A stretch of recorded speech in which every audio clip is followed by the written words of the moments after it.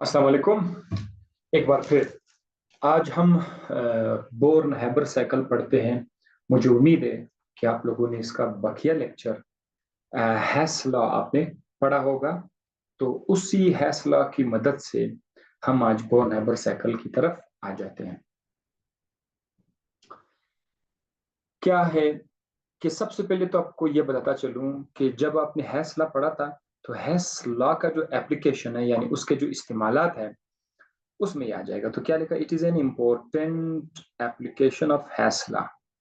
Continue वहीं से कर लेते हैं हैसला से। अगर कोई आपसे कहे कि यार हैसला का क्या फायदा है, कैसे आप उसको यूज करते हो, तो आप उसको बोर्न हैबर का बड़ा अच्छा एग्जांपल दे सकते हो कि इस तरह से। एक तो आपने कार्बन मोनोऑक्साइड के लिए यूज किया था, तो यहाँ पर भी है। It states that energy changes in a cyclic process is always zero. Energy changes in a cyclic process is always zero. क्या कहना चाह रहे हैं ये, मैं आपको इस तरफ एक डायग्राम मैं आपको दे सकता हूँ। या ऐसा भी कह सकते हैं, आपको सिंपल इतना बना बता सकता हूँ कि अगर आपके पास, वही हैसला वाली बात है, अगर आपके पास ए है, आपने उसको बी में कन्वर्ट किया,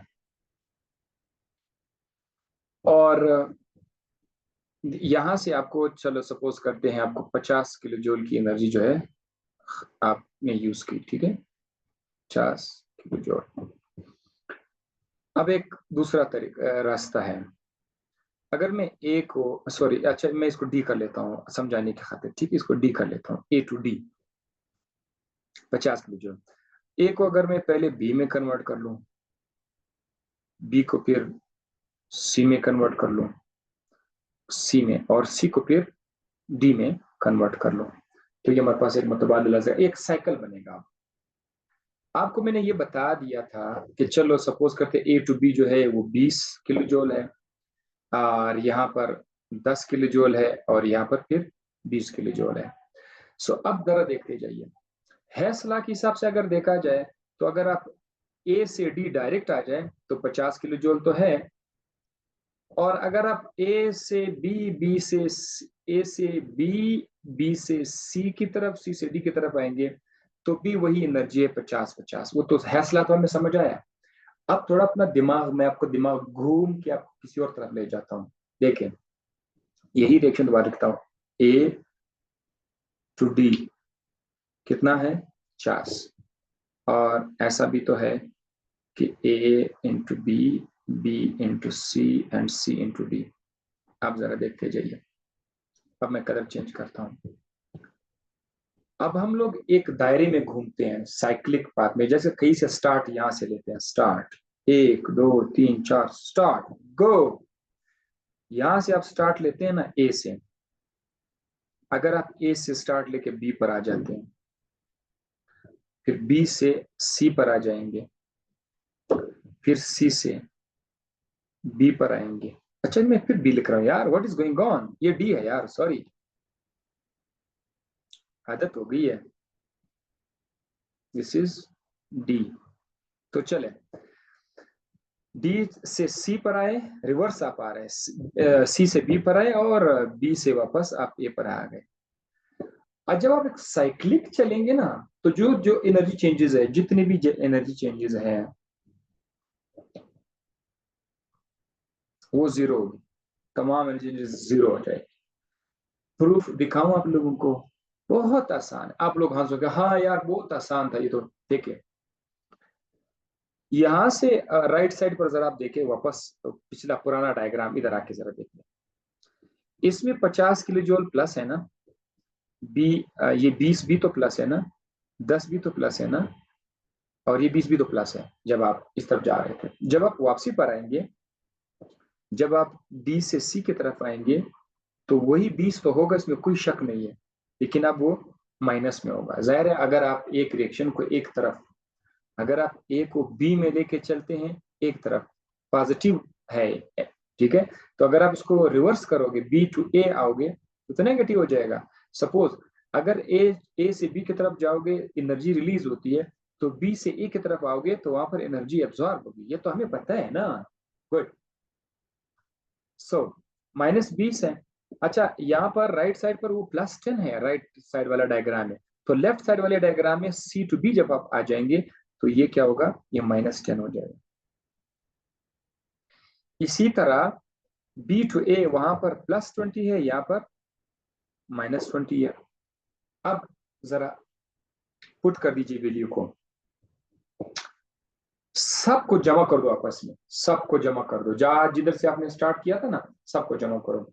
तो भाई सबसे पहले 50 लिखेंगे हम लोग, 50 -20 -10, सबको प्लस करना है। आप बोलोगे सर प्लस का निशान किधर है, चलो मैथ कमजोर है, दोबारा बताता हूं आपको।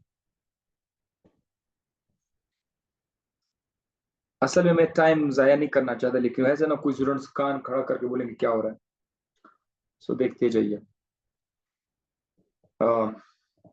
50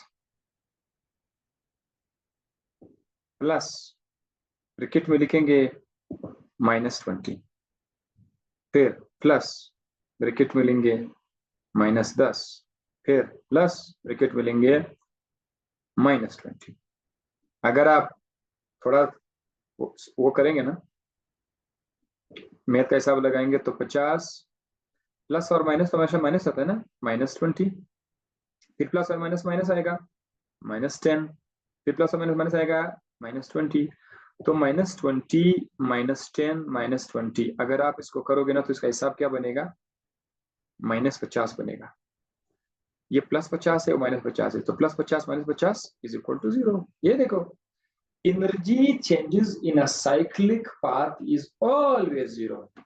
ये है Born Haber cycle, it said that energy changes in a cyclic process is always 0।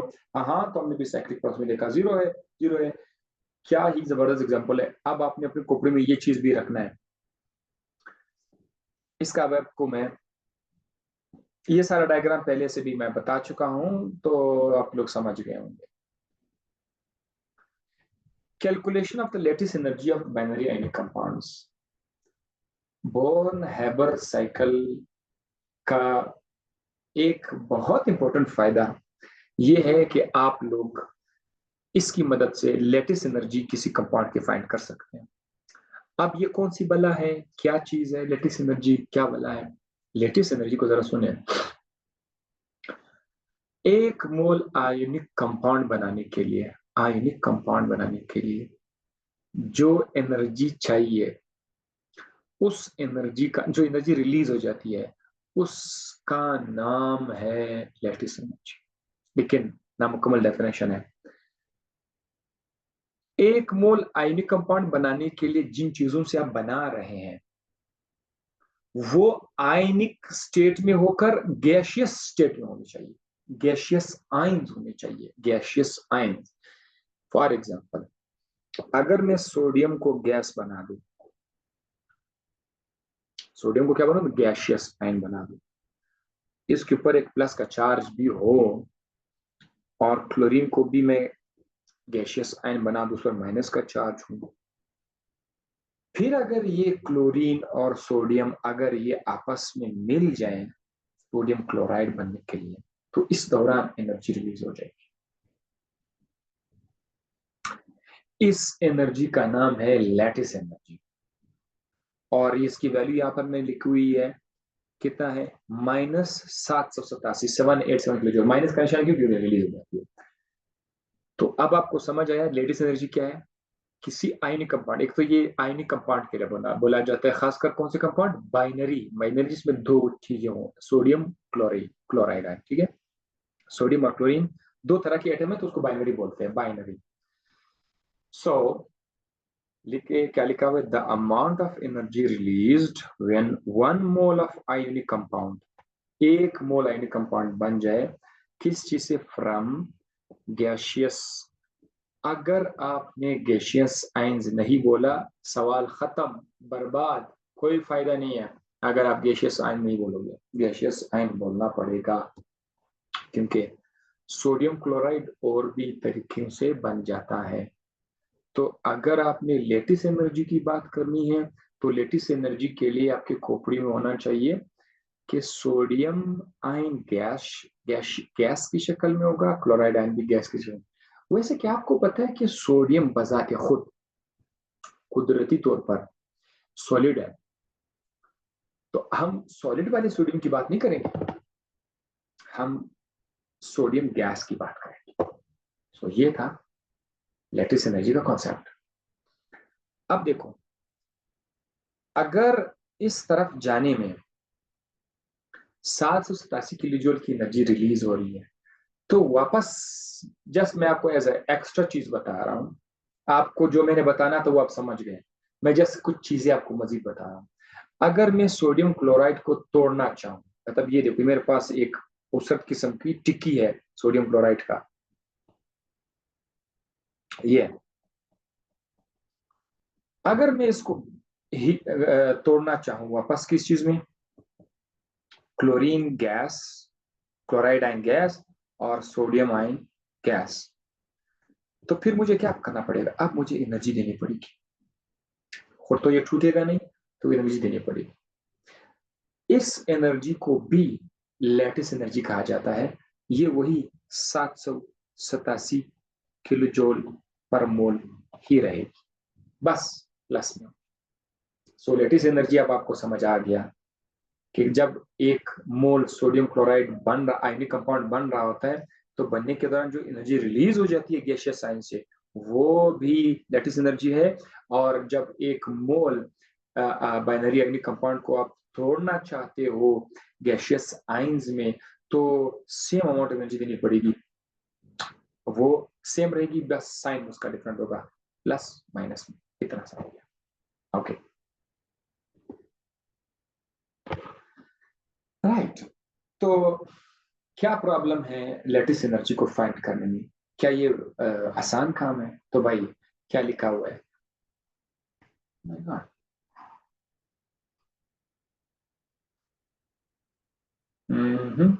Okay, recording start है। मुझे लगा है कि रिकॉर्डिंग स्टार्ट नहीं है, वरना बहुत परेशान होता है। कभी कभी मेरे साथ ऐसा होता है, बार बार मैं लेक्चर्स रिकॉर्ड कर लेता हूँ, पूरा रिकॉर्ड हो जाता है, बाद में पता चलता है कि हालात खराब है। तो है ना, थैंक्स। अच्छा, there is no direct method, कोई डायरेक्ट मेथड नहीं है लैटिस एनर्जी के लिए, बिल्कुल भी नहीं है। तो की करे फिर, इनडायरेक्ट मेथड है। हैसला जिंदाबाद, हैस चाचू जिंदाबाद, बोर्न चाचू जिंदाबाद। देखते हैं जरा, अब मैं आपके लिए ना एक साइकिल कंस्ट्रक्ट कर लेता हूँ सोडियम क्लोराइड के बारे में, जरा आप जरा देख लें। देखो, हम क्या करेंगे, हम दो तरीकों से जाएंगे, एक डायरेक्ट रास्ता अपनाएंगे और एक इनडायरेक्ट रास्ता अपनाएंगे। ऊपर जो लिखा हुआ है ये डायरेक्ट रास्ता है।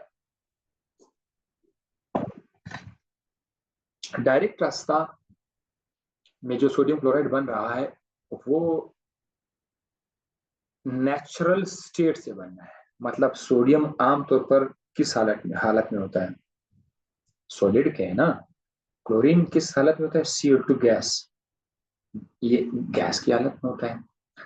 अगर आप सोडियम सॉलिड शक्ल में, नेचुरल शक्ल में, उसको क्लोरीन के साथ कंबाइन करोगे, अब तो जो सोडियम क्लोराइड बनेगा सॉलिड, इस वक्त जो एनर्जी रिलीज हो जाएगी उसका नाम है डेल्टा HF। ये हीट ऑफ फॉर्मेशन हम उसको बोलते हैं। मेरे प्यारे स्टूडेंट्स, ये लेटिस एनर्जी नहीं है, कई को नहीं है, क्योंकि लेटिस एनर्जी के लिए सोडियम का गैस होना लाजमी था, लेकिन यहाँ पर तो सोडियम सॉलिड की शक्ल में है। सो बहरहाल ये लेटिस एनर्जी नहीं है, ये है हीट ऑफ फॉर्मेशन जस्ट। तो अगर आप इसको डायरेक्ट तरीके से देखोगे तो हीट ऑफ फॉर्मेशन जो है वो हमारे पास कितना है, दैट इज, इसकी वैल्यू मैं आपके सामने लिखता था और ये हम लोग कर सकते हैं, दैट इज -411, -411 kJ पर मोल, ये है जनाब। अब देखो, अब मैं आपको स्टेप्स बताता हूँ, एक अल्टरनेटिव तरीका बताता हूँ जिससे हम वापस सोडियम क्लोराइड तक जा सकते हैं, एक और तरीका भी है, वो जरा देखें। एक ये है कि अगर हम लोग सोडियम को अब देखते जाए। एक तरीका ये है कि हम लोग सोडियम जो सॉलिड है सबसे पहले उसको क्या कर रहे हैं, उसको एटोमाइज कर दे, मतलब एटम्स में उसको कन्वर्ट करें, ठीक है, अलग अलग एटम्स में। तो इसके लिए हम लिखेंगे सोडियम गैस। सोडियम सारे अलग हो गए। देखो आपको ये चीज समझ नहीं आएगा, लेकिन गौर से सुनो, ये देखो, ये असल में जब आप दुकानदार के पास जाते हो ना, वहां से जब आप सोडियम लेते हैं, तो सोडियम दरअसल इस तरह से पैक होता है, सॉलिड है। जब आप इसको हीट देते हो ना, गर्म करते हो, हीट देते हो, तो हीट देने के बाद ना ये अलग अलग हो जाएंगे, ये सोडियम के एटम्स अलग अलग हो जाएंगे और गैस की शक्ल में फिर आ जाएंगे। अब आप लोग खुशी खुशी उसको बोलो कि ये सोडियम एटम की शक्ल में आ गया। इस हीट को बोलते हैं हीट ऑफ एटोमाइजेशन। क्या बोलते हैं? Heat of atomization. मैंने यहाँ पे लिखा हुआ है आप लोगों के लिए, ये देखो राइट साइड पर, this one, heat of atomization. इसमें डेल्टा एच के नीचे हम क्या लिखेंगे? एटी लिखेंगे, बस स्मॉल एटी लिख लेते हैं, हीट ऑफ एटोमाइजेशन आ गया। तो सोडियम को जब आप सोडियम गैस में कन्वर्ट कर लेते हैं, इसको जो एनर्जी चाहिए उसको बोलते हैं हीट ऑफ एटोमाइजेशन। तो मैं डेल्टा एच लिख देता हूँ, छोटा सा एटी लिख लेता हूँ, that is heat of atomization. अच्छा, ये इस स्टेप का एनर्जी हम लोग बड़े आराम से कैलकुलेट कर सकते हैं, हमारे पास अवेलेबल है, खुश हो जाओ, ठीक है। इसकी वैल्यू हमारे पास अवेलेबल है, दैट इज एक्स 108 किलो जॉल पर मोल, 108 किलो जॉल पर मोल। कितना है? 108 किलो जॉल पर मोल। मैं किलो जॉल इसके साथ नहीं लिख रहा हूँ, ठीक है, बस आप लोग याद है कि प्लस में, ठीक है, प्लस में। फिर हम लोग क्या करेंगे कि सोडियम जो गैस है, इसको फिर हम मजीद एनर्जी देकर ना, इसको इसके अंदर से इलेक्ट्रॉन को बाहर निकाल देते हैं, ठीक है, तो इसका इलेक्ट्रॉन निकल जाए और ये बन जाए सोडियम आयन। तो सोडियम आयन बनाने के लिए एक मरतबा फिर आपको एनर्जी देनी पड़ेगी, ठीक है। तो अब जब आप एनर्जी देंगे, उस एनर्जी का नाम क्या है? डेल्टा एच आई, बोलते हैं डेल्टा एच आई। यहां पर ये देखो, इसको बोलते हैं हीट ऑफ आयनाइजेशन। तो डेल्टा एच के साथ हम छोटा सा आई लिखेंगे, हीट ऑफ आयनाइजेशन। अच्छा, चूंकि ये सोडियम के बारे में बात हो रही है, तो आप लोग delta H I N A लिख सकते हैं, क्योंकि ये सोडियम के बारे में बात हो रही है, और यहाँ पर delta H A T sodium के बारे में बात हो रही है। ये था एक आपने कर लिया, ठीक है, दो स्टेप यहाँ से आ गए। सोडियम अब आपके पास तैयार है, किस शक्ल में तैयार है? गैस की शक्ल में। सॉरी, मैंने यहाँ पर गैस लिखना था, तो कुछ सेट कर लेता, ठीक है। अब देखो, अब ये हमारे पास सोडियम पॉजिटिव आयन बन गया, ठीक है। सो एनर्जी आपके पास आ गई। ये कितनी है? सोडियम का आयनाइजेशन कितनी है? ये है 496 किलो जूल, 496 किलो जूल पर मोल, या इसकी एनर्जी आ गई। अच्छा, इसी तरह हम क्लोरीन के साथ कुछ कर लेते हैं। क्लोरीन जरा चेक कर लें। क्लोरीन किस शक्ल में? Cl2 की शक्ल में। इसको बैलेंस करने के लिए हम 1/2 लिख लेते हैं, क्योंकि राइट साइड पर अगर आप देखो तो एक क्लोरीन है, यहाँ पर Cl2 2 है, तो 1/2 लिखना पड़ेगा, ठीक है, 1/2 लिखना पड़ेगा। चले, अब क्लोरीन को आपने क्या करना है? क्लोरीन को भी आपने एटोमाइज करना है। जब आप क्लोरीन को एनर्जी दोगे ना, एटोमाइज करोगे इसको भी क्या करेंगे? एटोमाइज। सिर्फ एक सिंगल क्लोरीन एटम आपको लेना है, तो आपको तो एनर्जी देनी पड़ेगी। बाज किताबों में यहाँ पर एटोमाइज की जगह डिसोसिएशन लिखा हुआ है। क्या लिखा हुआ है? डिसोसिएशन। मेरे साथ पाकिस्तान के तमाम शहरों से लोग कनेक्ट हैं, तो बाज स्टूडेंट्स की किताब में क्या लिखा होगा?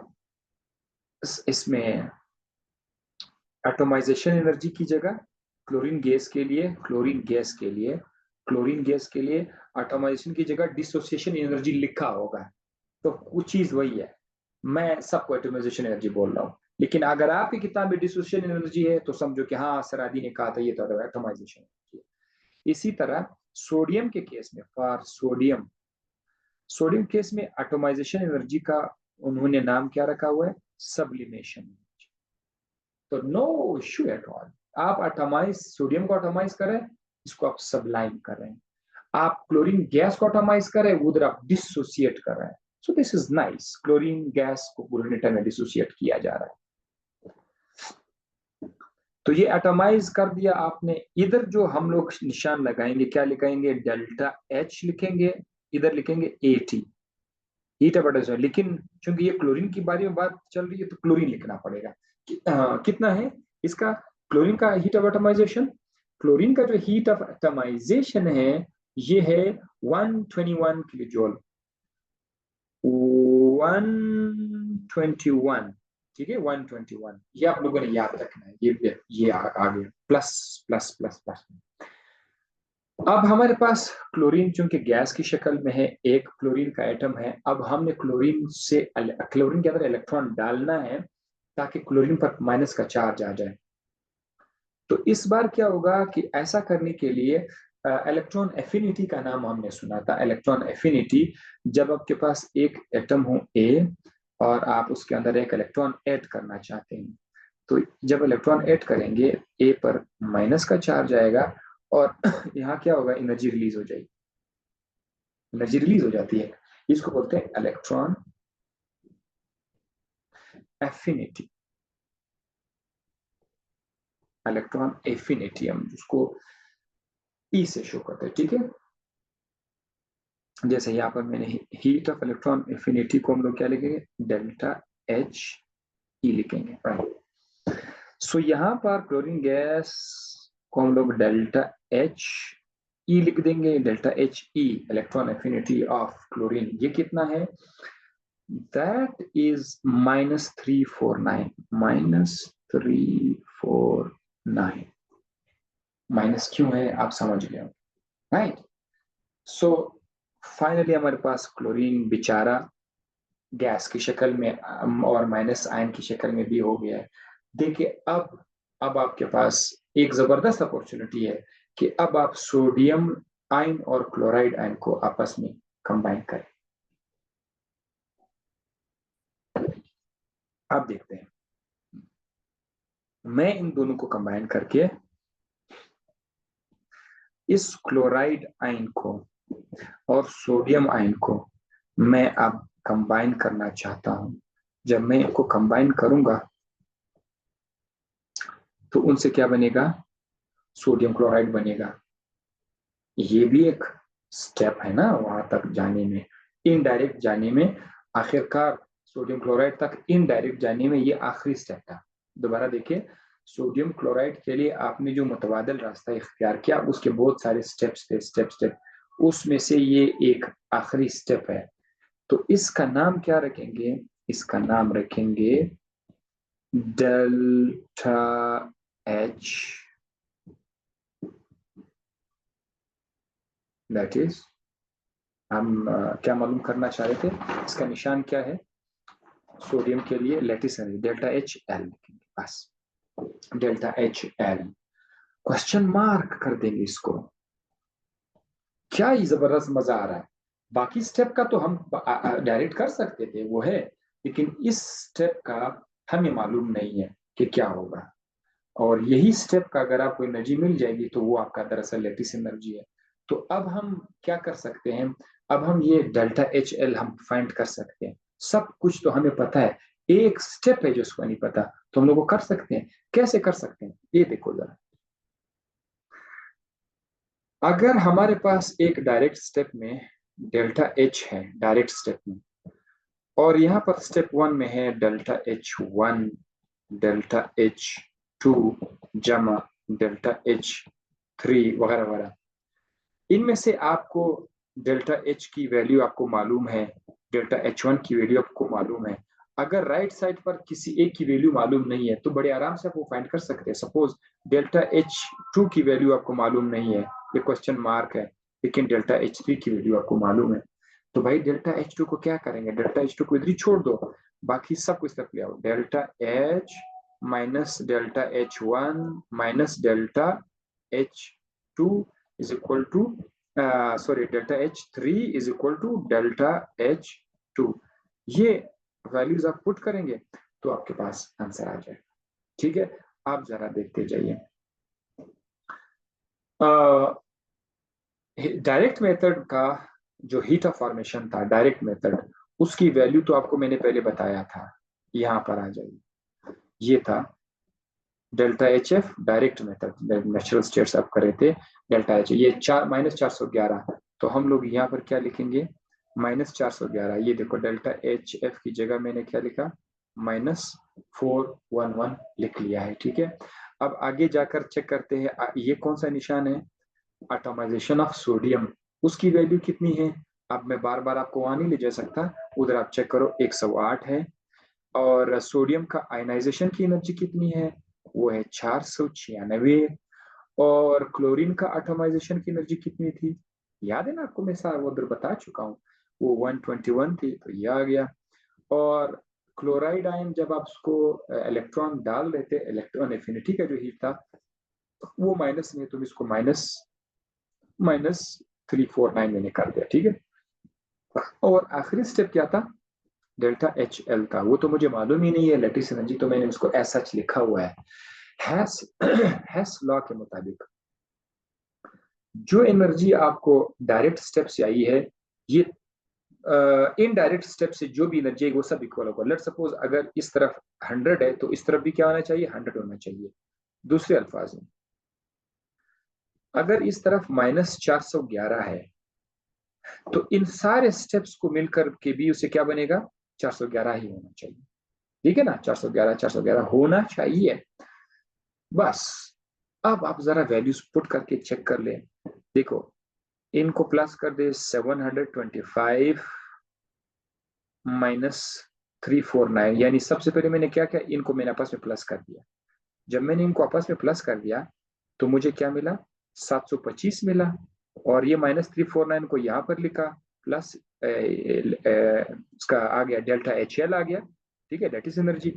725 -349 डेल्टा एच एल, इनको भी जब मैंने सॉल्व कर दिया तो 376 आंसर आया डेल्टा एच एल। इक्वेशन के लेफ्ट साइड पर हमारे पास पहले से -411 पड़ा हुआ है, -411 पड़ा हुआ है। अब मैंने डेल्टा एच एल को इधर ही छोड़ देना है, ये 376 इस तरफ आएगा, तो जब ये इस तरफ आ जाएगा -411 -376 होके आगे जाकर हमें डेल्टा एच एल देगा। जब आप -411 और 376 को आपस में प्लस करोगे तो इसकी वैल्यू कितनी आ जाएगी, 787 किलो जूल पर मोल। मुबारक हो, आखिरकार आपके पास लेटेस्ट एनर्जी आ गई, -787 किलो जूल पर मोल। तो क्या ही जबरदस्त अंदाज से आज हमने लेटेस्ट एनर्जी को कैलकुलेट किया। इसी तरह से आपको कोई दूसरा एनी कंपाउंड दिया जाए तो उसके भी वैल्यूज पहले से दी गई होंगी। ठीक है, आपको परेशान नहीं करेंगे, आपको वैल्यूज दी होंगी। कौन सी वैल्यूज आपको दी गई होंगी, ये हाँ ये वाली, डेल्टा एच एफ की वैल्यूज आपके पास होंगी, डेल्टा एटमाइजेशन होगा, आयनाइजेशन, वो सब के सब आपको देंगे। बस एक एनर्जी जो है वो स्टेप्स में मिसिंग होगी, तो आप वो कर सकते हैं। अच्छा, जिस तरह का ये वाला डायग्राम है, ऐसा सवाल भी आ सकता है, एमडीकेट वालों आप लोग स्पेशली देख लो, ऐसा सवाल आ सकता है कि डेल्टा एच की जगह, डेल्टा एच एल की जगह उन्होंने पहले से -787 लिखा होगा, लेटेस्ट एनर्जी दिया होगा। उन्होंने कहा होगा कि यार सोडियम का वो कितना है, आयनाइजेशन एनर्जी कितनी, यानी ये वाला स्टेप उन्होंने मिसिंग किया होगा, दिस वन स्टेप। उन्होंने ये वाला जो वैल्यू है ना 496 किलो जूल, इन्होंने उसको छुपाया होगा, बोलता है आया आप लोग ही बताओ। तो मेरे भाई सारे स्टेप्स की वैल्यू है। अब डेल्टा एच आई की वैल्यू नहीं है, तो ये भी आप लोग कैलकुलेट कर सकते हैं, उसी स्टेप से उसी तरह कर करके आप लोग कैलकुलेट कर सकते हो आराम से, और गारंटी के साथ कह सकता हूँ कि सवाल आ सकते हैं। एमसीक्यूज बहुत सारे आ सकते हैं, तो यही वाला सवाल अपना शक्ल चेंज करता हुआ आपको नजर आएगा। कभी उन्होंने इन सारे स्टेप्स में से सारे दिए होंगे, कोई एक स्टेप मिसिंग किया होगा, तो आप वो खुद से कर सकते हैं। हो सकता है उसने हीट ऑफ एटमाइजेशन आपसे मांगा हो, बाकी सारे स्टेप्स मैंने वो लिखे हुआ पूरे कि भाई हीट ऑफ रिफ्यूजन तो आप बता सकते हैं, बस वो फार्मूला आपके जहन में होना चाहिए। मुबारक हो, ये चीज यहाँ से हो गया। दोबारा आपसे मुलाकात होगी इंशाल्लाह नेक्स्ट लेक्चर में।